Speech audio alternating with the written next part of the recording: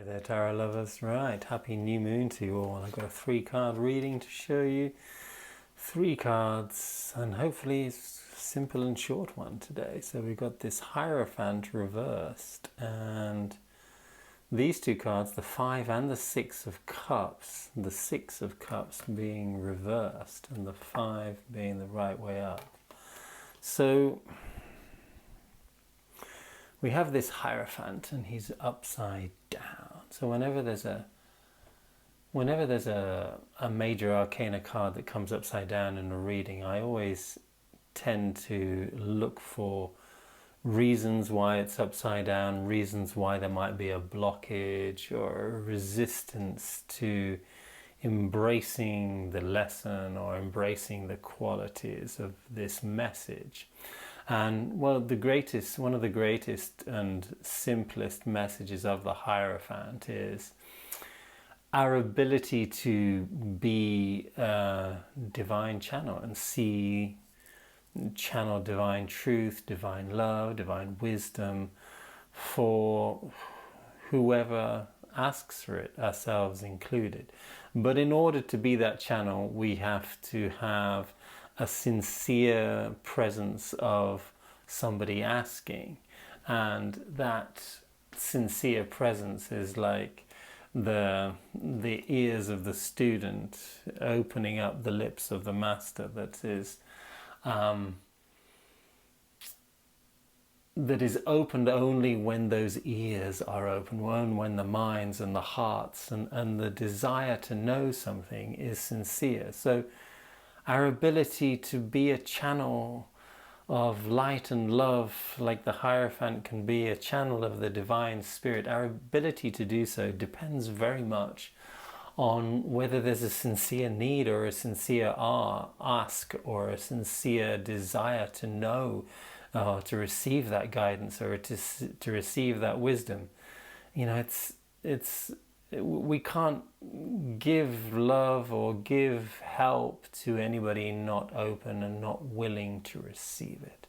We aren't able to share our gifts, however beautiful they may be, if there's nobody who desires for that sharing to happen. We can't go out and save the world if the world doesn't want saving. We can't be healer if nobody in the world is looking for healing, you know. And this is the same for ourselves. We can't heal ourselves unless we're sincerely, genuinely looking for healing. You know, and when we are, then the healing will come through us, yeah? And it's the sincerity of the desire that opens up the channel. It's as if that purity is what is key to the story. And the 2 keys in the bottom here represent that these 2 is what is key to being that channel, that purity of desire, the purity of our minds, where we're actually sincerely open to listen, to hear, to receive. And it's only in that receptivity, that sincere, pure receptivity, that's also related to the upside down nature of this card, that we are able to hear a divine message. Now, when we're cloaked in darkness, when we are focusing on loss, on grief, on sadness, when we're fixated on our anxiety, on our pain, on our fears, on our doubts, when we are just intensely focused on the darkness of our life experience, whatever that might be, and whether that's us or somebody else around us, this is usually not the moment that we are open to receive. It's not the moment that we are willing to look sincerely for what we need to find. That's not when we're open, not in that moment of cloaking ourselves, of closing ourselves in. You know, when life doesn't go as we like it to, or we desire it to, when we feel that there is a darkness in our life experience, we will naturally shut down. We'll shut down in so many ways. And this shutting down is not, hey, I'm asking for help, can somebody help me? No, it's not that at all. We might translate it as that, and we might look out on the world and see all these people who need our help, and hey, I can help you, hey, come on, look, I'm going to come and help you. And unless somebody asks for it sincerely, it's not a time to give. There's no real loving exchange. It doesn't matter how empathic you are. It doesn't matter how sincere it is your desire to give. You can't give to somebody who's not ready to receive. We can't pick a fruit from a tree that's not got ripe fruit yet and expect that fruit to taste good. It's not. It's going to fall on the ground and it's going to rot. And this is the same with all of our desire to share and to be that divine channel that the Hierophant is. The ego would love things to happen in our time frame, in as fast as we want it to be, but that's not always going to work out that way. It's not, life doesn't always work that way. There are times when we need to sit in our pain, sit in our sadness, sit in our fear and anxiety.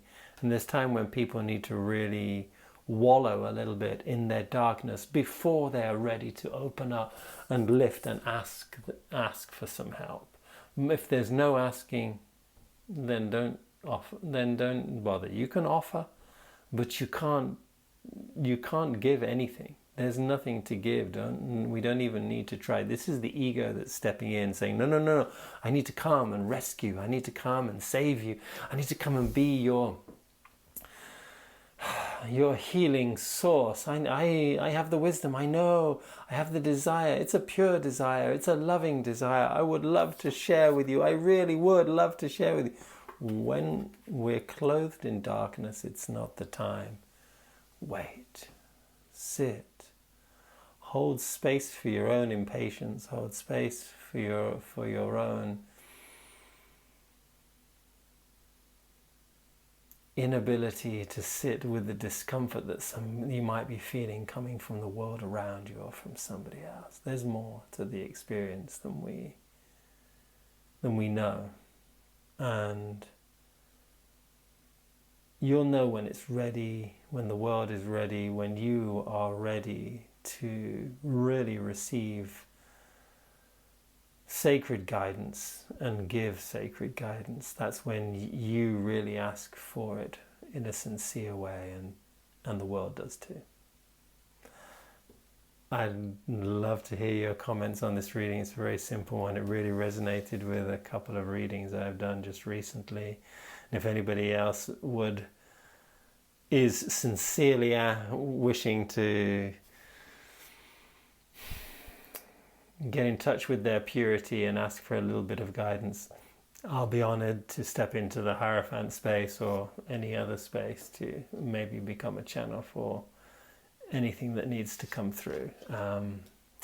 I wish you a fantastic new moon, and I hope this message finds you well, and I hope this becomes a great guide for whatever's going on in your life right now. Much love.